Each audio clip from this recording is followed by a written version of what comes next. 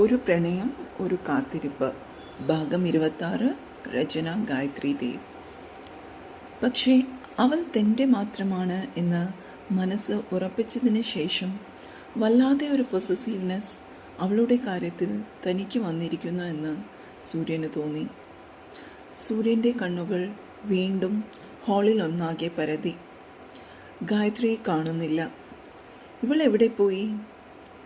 ഗായത്രിയുടെ ടീമിലുള്ള നീരജും കുറച്ച് ബോയ്സും അവിടെ ഇരുന്ന് വർക്ക് ചെയ്യുന്നുണ്ട്. ഒട്ടുമിക്ക ഗ്രൂപ്പിലെയും ആൺകുട്ടികളും പെൺകുട്ടികളും അവിടെ വർക്ക് ചെയ്യുന്നത് സൂര്യൻ കണ്ടു. രാഹുലും ശ്രുതിയുമൊക്കെ ഇപ്പോഴും ഇരിക്കുന്നുണ്ട്. സിമിയും ഗായത്രിയുമാണ് ഇല്ലാത്തത് എന്ന് സൂര്യന് മനസ്സിലായി.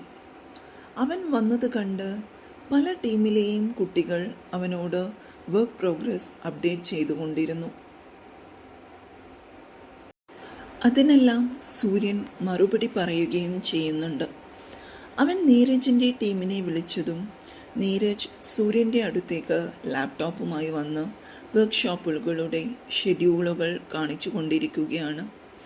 അവൻ സംസാരിച്ചു കഴിഞ്ഞപ്പോൾ സ്വാഭാവികമായെന്ന പോലെ സൂര്യൻ നീരജിനോട് ചോദിച്ചു, "Where is Gayatri and Simi?" "Sir, they left, sir." സൂര്യൻ്റെ മുഖത്ത് ദേഷ്യം വന്നു. "Why so early, without informing me?" സൂര്യൻ ചോദ്യഭാവത്തിൽ നീരജിനെ നോക്കി. നീരജ് ഒന്ന് പരുങ്ങി. "സർ, അത് കുറച്ചു മുൻപ് ജാനകി മാം വന്ന് ഗായത്രിയെ വഴക്കു പറഞ്ഞു." "വാട്ട്?" സൂര്യൻ്റെ മുഖം ചുവന്നു. "For what?" "അത് മാം വരുമ്പോൾ ഗായത്രിയും ഞാനും ഒരുമിച്ച് ഇരുന്ന് വർക്ക് ചെയ്യായിരുന്നു. മാമിനത് ഇഷ്ടപ്പെട്ടില്ല." നീരജ് പറഞ്ഞു നിർത്തി. "ജാനകി എന്തു പറഞ്ഞു?" "സർ, അത്..." നീരജ് പറയാൻ മടിച്ചു നിന്നു. "നീരജ്..."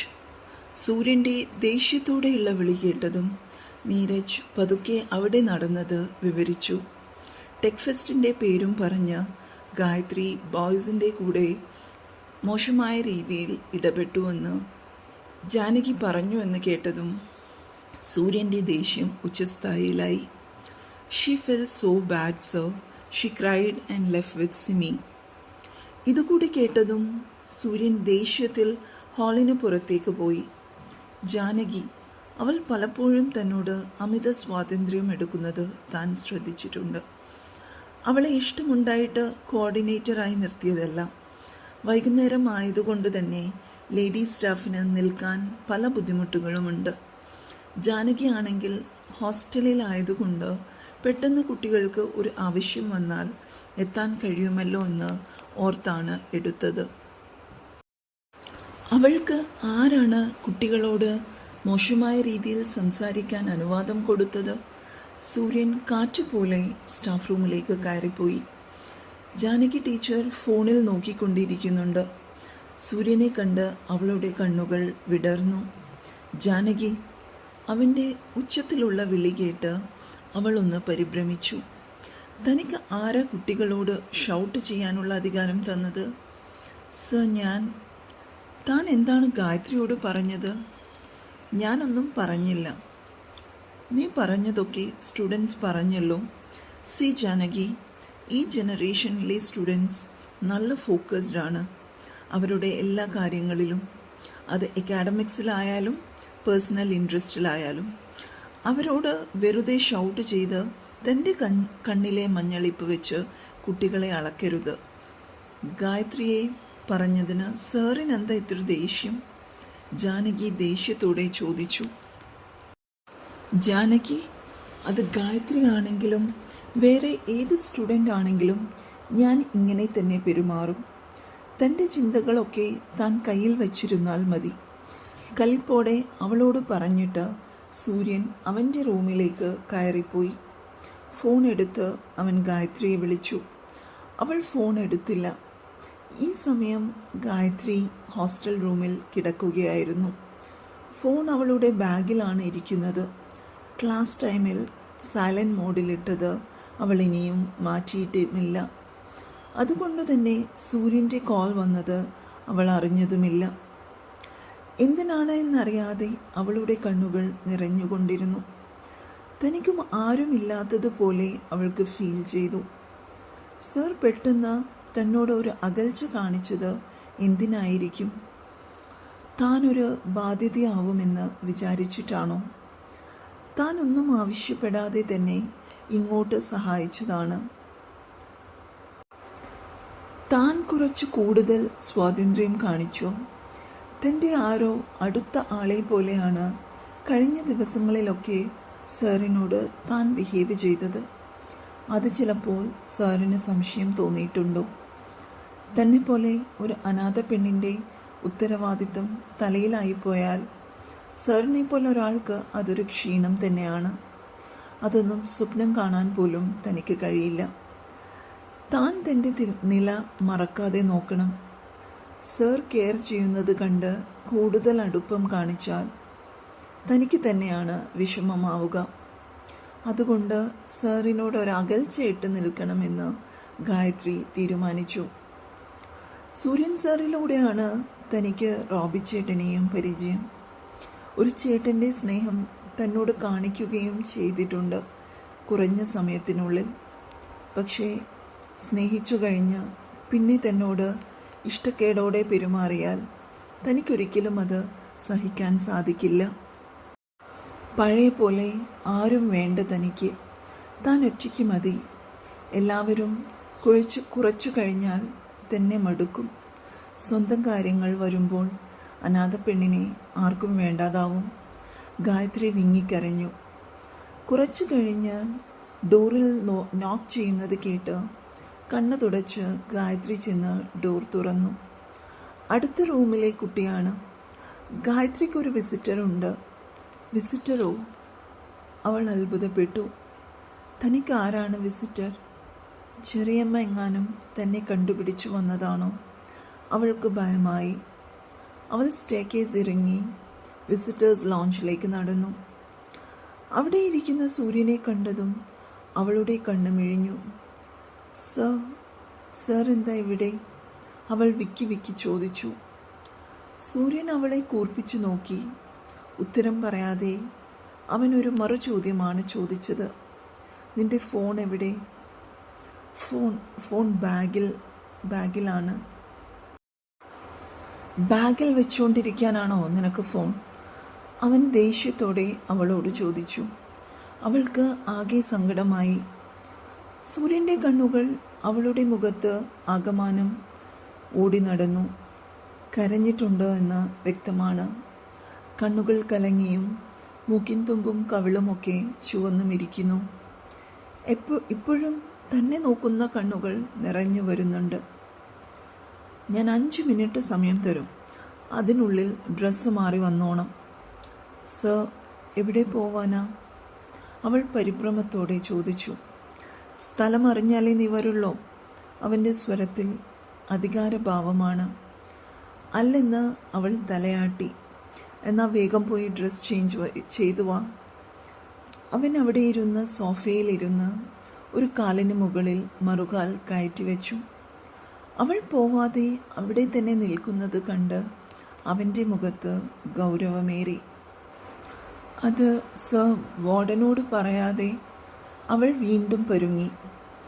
അത് ഞാൻ പറഞ്ഞോളാം, താൻ പേടിക്കേണ്ട. ഡ്രസ് ചേഞ്ച് ചെയ്തു വാ.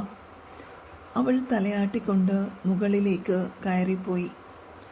സൂര്യൻ വാർഡനോട് ആദ്യമേ തന്നെ അവളെ പുറത്തു കൊണ്ടുപോവാനുള്ള പെർമിഷൻ വാങ്ങിയിട്ടാണ് ഗായത്രിയെ വിളിപ്പിച്ചത്.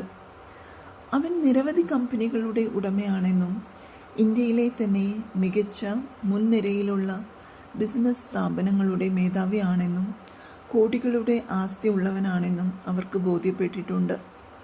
അങ്ങനെ ഒരാളെ എപ്പോഴും കൂടെ നിർത്തുന്നത് നല്ലതാണെന്നും അവർക്കറിയാം. അതുകൊണ്ട് തന്നെ ഗായത്രിയെ പുറത്തു കൊണ്ടുപോകണമെന്ന ആവശ്യം പറഞ്ഞപ്പോൾ അവർ എതിർത്തില്ല. 5 മിനിറ്റിനുള്ളിൽ ഗായത്രി ഒരുങ്ങിയെത്തി. സൂര്യൻ അവളെ അടിമുടി ഒന്ന് നോക്കി. ഒരു യെല്ലോ കുർത്തയും വൈറ്റ് ലെഗിൻസും ഷോളുമാണ് വേഷം. മുടി വിടർത്തിയിട്ടിരിക്കുകയാണ്. ക്യൂട്ടി, അവൻ്റെ മനസ്സ് മന്ത്രിച്ചു. തന്നെ ആകെ മൊത്തം നോക്കുന്നത് കണ്ട് ഗായത്രി അവളെ തന്നെ നോക്കി. താൻ വൃത്തിയുള്ള ഡ്രസ്സല്ലേ ഇട്ടിരിക്കുന്നത്, സാറിൻ്റെ കൂടെ പോവാൻ ഇത് മതിയാവില്ലേ? വാ. അവൻ കൈ നീട്ടിയപ്പോൾ അവൾ അമ്പരന്ന് അവനെ നോക്കി. തൻ്റെ നേരെ കൈ നീട്ടിപ്പിടിച്ച് നിൽക്കുകയാണ്. അവൾ സങ്കോചത്തോടെ അവനെ നോക്കി. വാ. വീണ്ടും അവൻ പറഞ്ഞപ്പോൾ ഗായത്രി തൻ്റെ കൈകൾ അവൻ്റെ കൈകളുമായി ചേർത്തു. അവളുടെ വിരലുകളിലൂടെ വിരൽ കോർത്ത് അവൻ മുന്നോട്ട് നടന്നു. ഗായത്രിയുടെ ദേഹത്തൂടെ ഒരു വിറയൽ കടന്നുപോയി. അവൾ കൈ പിൻവലിക്കാൻ നോക്കിയെങ്കിലും അവൻ വിട്ടില്ല. ഹോസ്റ്റൽ ഗേറ്റിന് പുറത്ത് അവൻ്റെ ഫോർച്യൂണർ കാർ നിർത്തിയിട്ടുണ്ട്. അവൻ കോ ഡ്രൈവിംഗ് സീറ്റിൻ്റെ വാതിൽ തുറന്ന് അവളോട് കയറാൻ പറഞ്ഞു. അവൾ കയറിയതും അവൻ വന്ന് ഡ്രൈവിംഗ് സീറ്റിലേക്ക് കയറി വണ്ടി സ്റ്റാർട്ട് ചെയ്തു. ഇടയ്ക്കിടെ അവൻ്റെ കണ്ണുകൾ അവളെ തേടി ചെല്ലുന്നുണ്ട്. ഗായത്രി ടെൻഷനിൽ ഇരിക്കുകയാണ്. എന്തിനാടോ ടെൻഷൻ? സൂര്യൻ അവളോട് ചോദിച്ചു. സർ, ആരെങ്കിലും കണ്ടാലോ? കണ്ടാൽ എന്താണ്? എനിക്കൊന്നുമില്ല. തനിക്കെന്തെങ്കിലും ഉണ്ടോ? എന്തു പറയണമെന്നറിയാതെ ഗായത്രി അവനെ നോക്കി. അവളുടെ ഭാവം കണ്ട് അവന് ചിരി വന്നു. ആരെങ്കിലും എന്നോട് ചോദിച്ചാൽ ഞാൻ പറയും എൻ്റെ പെണ്ണിൻ്റെ കൂടെ ഒരു ചായ കുടിക്കാൻ പോയതാണെന്ന് ആർദ്രമായി അവൻ പറഞ്ഞു. ഞെട്ടലോടെ ഗായത്രി അവൻ്റെ മുഖത്തേക്ക് നോക്കി. സർ, എന്താണിപ്പോൾ പറഞ്ഞത്? അവൾ ആശ്ചര്യത്തോടെ അവൻ്റെ മുഖത്ത് നോക്കുകയാണ്. അവളുടെ മിഴിഞ്ഞ കണ്ണ് കണ്ട് അവൻ ഒരു കള്ളച്ചിരി ചിരിച്ചു. ആ ഉണ്ട കണ്ണ് ഇപ്പോൾ ഉരുണ്ട് താഴേക്ക് വീഴല്ലേ?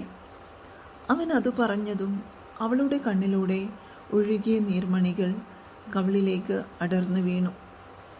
ഷോ, ഈ പെണ്ണ്!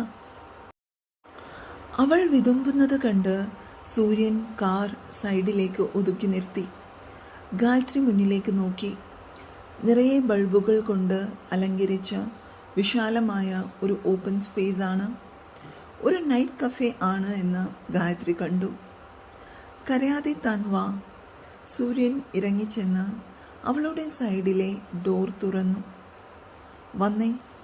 ഇറങ്ങാതെ ഇരിക്കുന്ന അവളെ സൂര്യൻ കൈ പിടിച്ച് പുറത്തേക്ക് ഇറക്കി.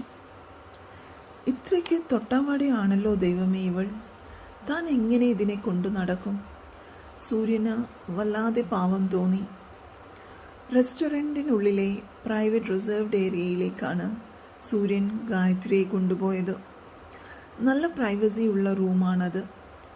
അവൻ അവളെ അവിടെ ഇരുത്തി ആ കുഞ്ഞു മുഖത്തേക്ക് ഉറ്റുനോക്കി. എന്തേ എന്നോട് പറയാതെ പോയത് ഈവനിങ്ങിൽ?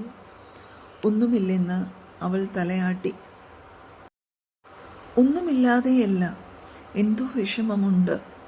കുനിഞ്ഞ മുഖം സൂര്യൻ പതിയെ ഉയർത്തി. അവൻ്റെ നിശ്വാസം അവളുടെ മുഖത്ത് തട്ടുന്നുണ്ട്. അവൾ പിടച്ചിലോടെ കണ്ണുകൾ ഉയർത്തി അവൻ്റെ കൈകൾ മാറ്റാൻ ശ്രമിച്ചു. ഞാൻ തൊടുന്നത് ഇഷ്ടമല്ലേ തനിക്ക്? അവൻ്റെ ചോദ്യം കേട്ട് അവൾ വിങ്ങിക്കരഞ്ഞു. എന്തിനാ നീ കരയുന്നത്? സർ എന്താ ഇന്ന് എന്നോട് മിണ്ടാഞ്ഞത്? ഞാൻ മിണ്ടിയില്ലെങ്കിൽ തനിക്ക് വിഷമമാവുമോ? അവൻ ചോദിച്ചപ്പോൾ അവൾ തലയാട്ടി. അതെന്താ? അവൾക്കും അറിയില്ല സൂര്യൻ മിണ്ടിയില്ലെങ്കിൽ തനിക്ക് എന്തിനാണ് സങ്കടമെന്ന്. സൂര്യൻ അവളുടെ കൈപ്പത്തിയെടുത്ത് തൻ്റെ കൈക്കുള്ളിൽ വച്ചു. പഞ്ഞി പോലെ മൃദുലമായ വിരലുകൾ. അവൻ്റെ വിരലുകളാൽ അവൻ ഗായത്രിയുടെ കൈവിരലുകളെ പതുക്കെ തഴുകി. അവളുടെ കൈകൾ വിറയ്ക്കുന്നത് അവൻ കണ്ടു. എന്തിനായി ഈ വിറ? അവനൊരു കുസൃതിയോടെ ചോദിച്ചു. ഇന്ന് ഞാൻ നിന്നോട് മിണ്ടാഞ്ഞത് എനിക്കൊരു ചെറിയ കുശുമ്പ് വന്നിട്ടാ. സൂര്യൻ പതുക്കെ അവളോട് പറഞ്ഞു. കുശുമ്പോ? എന്തിനാ? അത് ഇപ്പോൾ പറയാൻ പറ്റില്ല. അവൻ പറഞ്ഞപ്പോൾ അവൾക്ക് അത് മനസ്സിലായില്ല. എന്തിനാ താൻ കരഞ്ഞത്? സ്നേഹം കാണിച്ച് തന്നെ ഞാൻ പറ്റിക്കുമെന്ന് തോന്നിയോ? അവൻ്റെ തുറന്ന ചോദ്യത്തിൽ അവളുടെ മുഖം കുനിഞ്ഞു.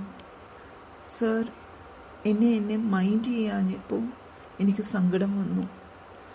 അവൾ വിതുമ്പിക്കൊണ്ട് പറഞ്ഞു, അച്ചുടാ. സൂര്യൻ അവളുടെ മുഖം കൈക്കുമ്പിളിലെടുത്തു. ആ നിറഞ്ഞ കണ്ണിലേക്കും വിതുമ്പുന്ന ചുണ്ടിലേക്കും അവൻ മാറി മാറി നോക്കി. തന്നെ ഒറ്റയ്ക്കാക്കി പോയി കളയുമെന്ന് വിചാരിച്ചു. താൻ എനിക്ക് ഒരു ബാധ്യതയാവുമെന്ന് നനച്ചോ? ചോദിച്ചുകൊണ്ട് അവളുടെ തൂനെറ്റിയിൽ അവൻ ചുണ്ടുകൾ ചേർത്തു. എനിക്കറിയില്ല. എനിക്കിപ്പോൾ നീ ഇല്ലാതെ പറ്റില്ല. ഈ ജീവിതകാലം മൊത്തം എനിക്ക് നിന്നെ വേണം. തുടരും. കഥ ഇഷ്ടമായെങ്കിൽ എല്ലാവരും സബ്സ്ക്രൈബും ലൈക്കും കമൻറ്റും തരണേ. സബ്സ്ക്രൈബ് ചെയ്യാതെ വായിക്കുന്ന ആൾക്കാർ ഒന്ന് സബ്സ്ക്രൈബ് ചെയ്യണേ പ്ലീസ്. Thank you.